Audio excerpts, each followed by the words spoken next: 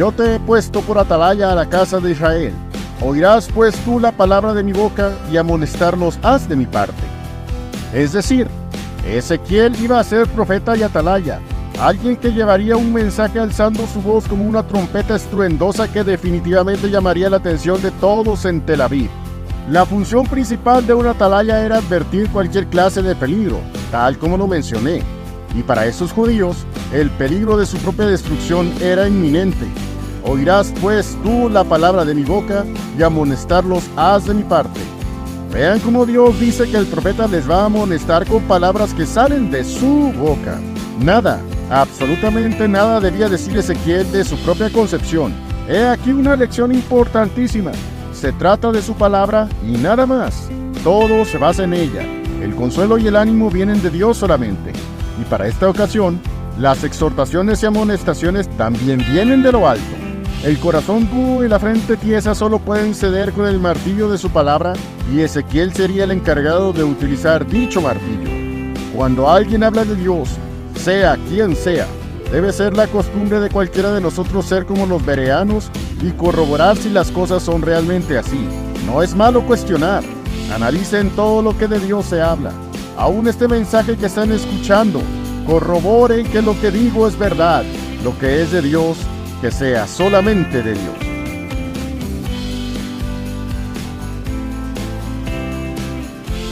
Profeta y atalaya.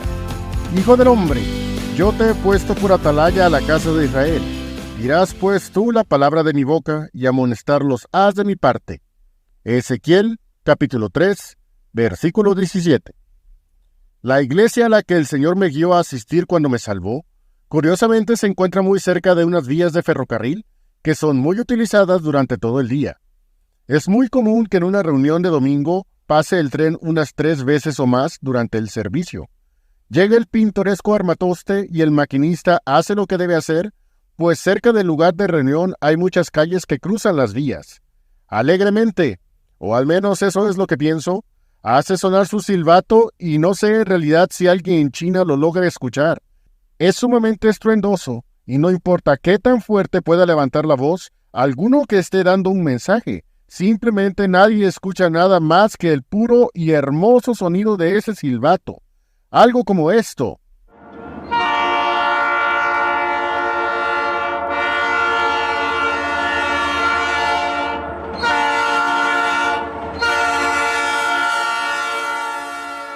Ya mejor, quien está dando el mensaje, mejor se calla hasta que el maquinista deje de jalar ese cordón y podamos seguir. Esta parte de la Biblia en la que quiero hacer una reflexión el día de hoy me recordó esa vivencia tan cotidiana ya para mis hermanos en dicha iglesia.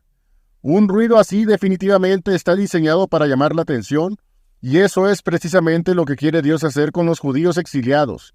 Necesitaban escuchar unas cuantas palabras, y Ezequiel, además de resistir la rebeldía de sus hermanos con su frente como diamante, debía hacer lo que en unos minutos leeremos, un atalaya a la casa de Israel.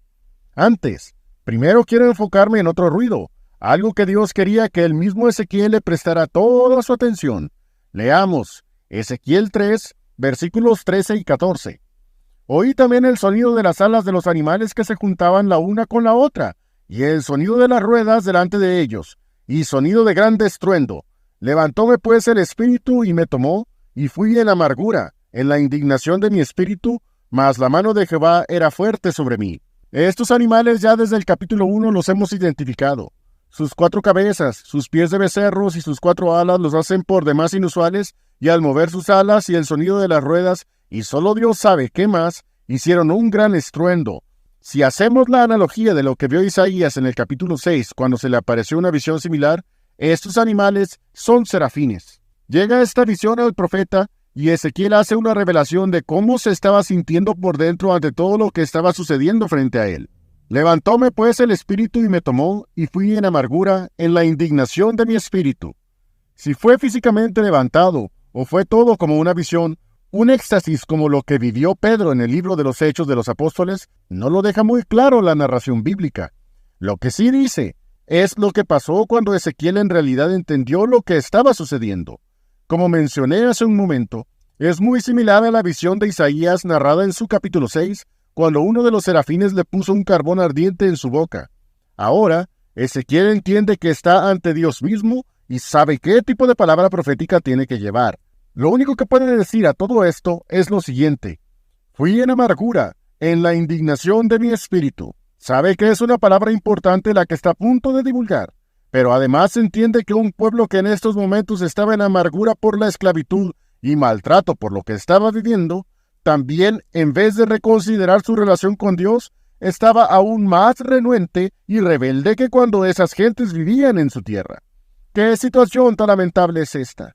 Iban a escuchar auténticas joyas de Dios a través de los labios del profeta, pero serían como Pelatías, de quien se habla en el capítulo 11 de este libro, y cayó muerto por rechazar la palabra de Dios, creyendo que Jerusalén no sería destruida.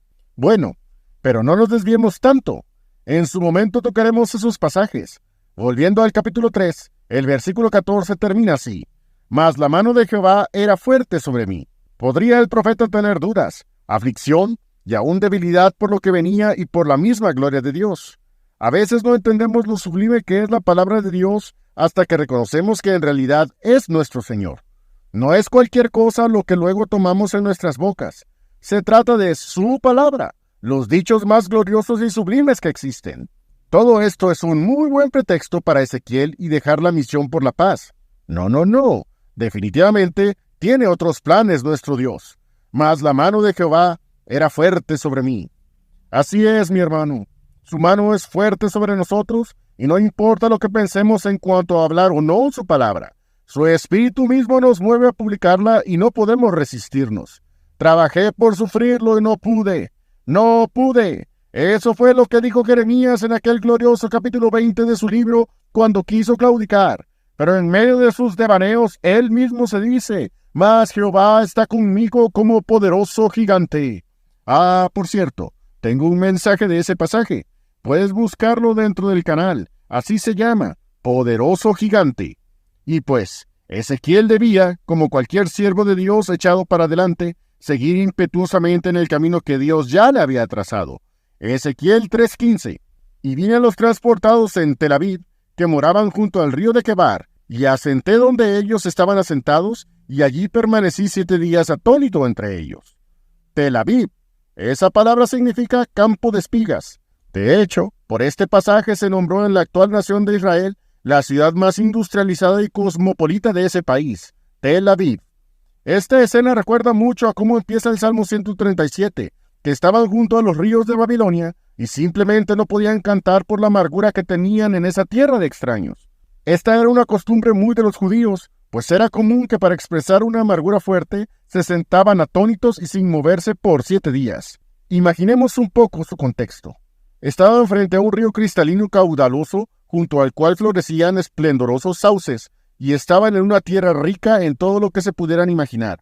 Los caldeos les habían reservado un lugar especial para ellos, por increíble que parezca. Sí, es cierto, los sobajaban y hacían sentir terriblemente mal, pero estaban en uno de los mejores lugares de esta tierra. ¿Y cómo sé eso? Nos tendremos que mover un poco a otro pasaje en otro libro. ¿Recuerdas el salmo que mencioné hace un ratito?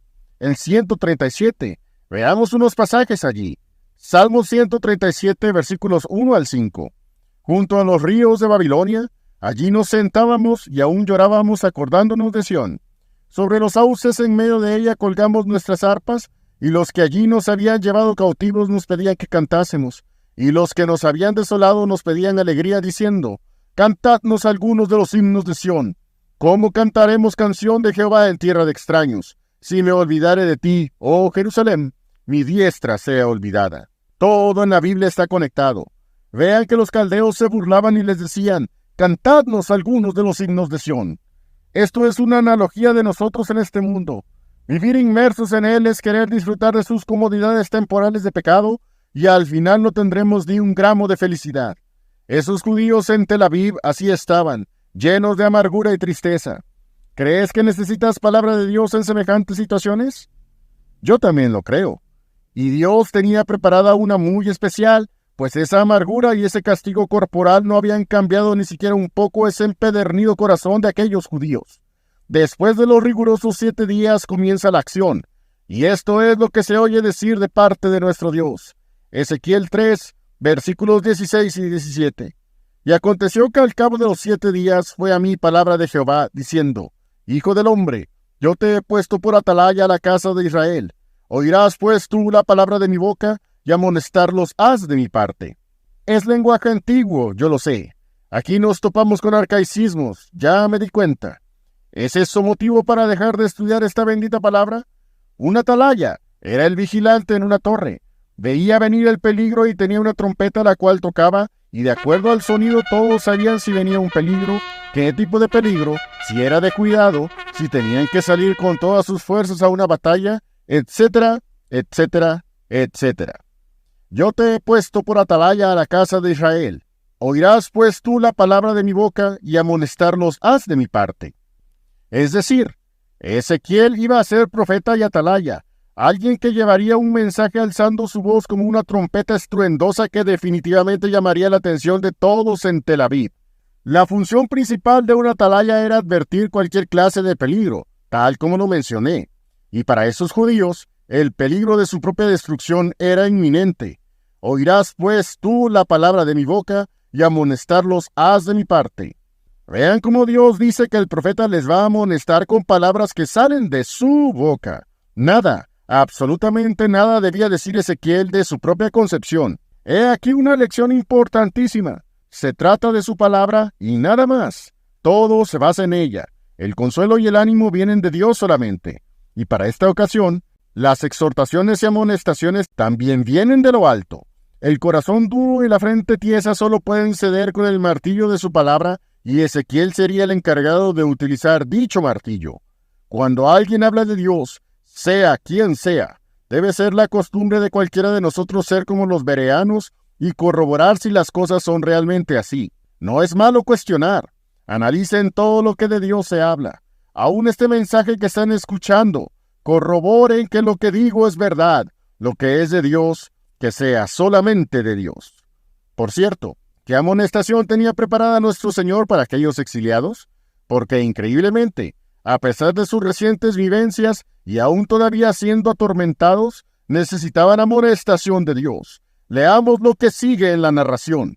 Ezequiel capítulo 3, versículos 18 al 21. Cuando yo dijere al impío, de cierto morirás, y tú no le amonestares ni le hablares para que el impío sea percibido de su mal camino, a fin de que viva, el impío morirá por su maldad, mas su sangre demandaré de tu mano. Y si tú amonestares al impío, y él no se convirtiere de su impiedad y de su mal camino, él morirá por su maldad, y tú habrás librado tu alma.